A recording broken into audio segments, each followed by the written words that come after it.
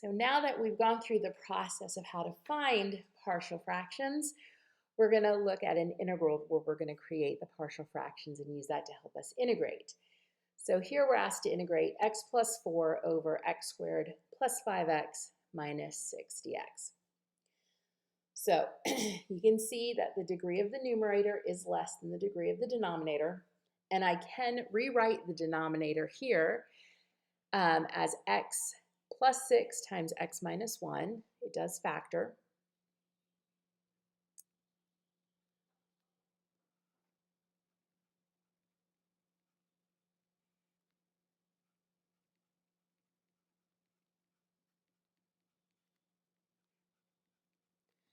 But what I want to do is I want to break this up as two separate fractions, one with a denominator of x plus 6 and the other with a denominator of x minus 1. So let me come down here, and actually I'll go ahead and change colors for this part just so it doesn't get too terribly messy, because this one's going to be a little tight. So I've got x plus 4 over that denominator. And like I said, we want to break this into two separate fractions. These are the partial fractions.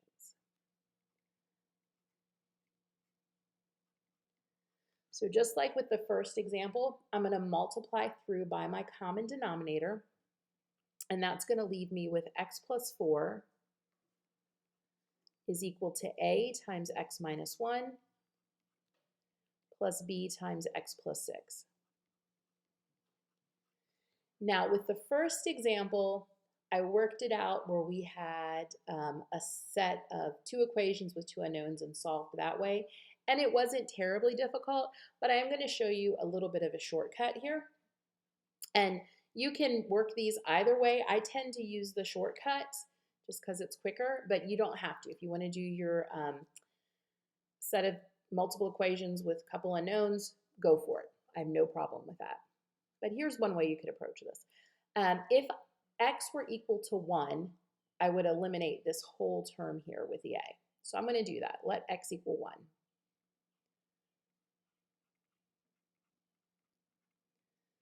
So if x is 1, on the left-hand side, I get a 5. If x is 1, that, like I said before, this term is going to go to 0, and I get b times 7. So 5 equals 7b. So b equals 5/7.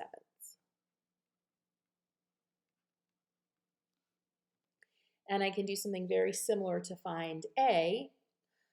If I let x equal -6, it'll let the term with the b go to 0 and let me just solve for a. So I will do that. Let x equal -6. So -6 plus 4 is -2. -6 minus 1 is going to be -7 times a. And like I said before, this term just goes to 0. So dividing this, we get a equals 2/7.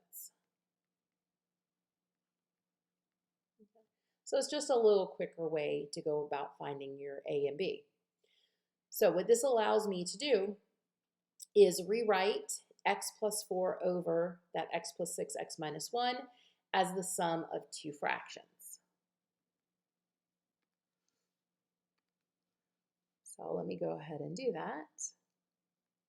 So now I'm integrating 2/7, because that's a, over x plus 6 dx plus 5/7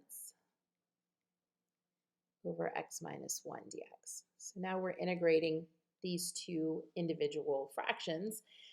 Well, the 2/7 and the 5/7 could really go in front of the integral, and what we'd be left with is 1 over x plus 6 and then 1 over x minus 1. When you integrate that, it's just going to be the natural logarithm. So you get 2/7 times the natural log of the absolute value of x plus 6 plus 5/7 times the natural log of the absolute value of x minus 1 plus c. And at that point, you're done you have completely integrated this. So you could go ahead and stop here.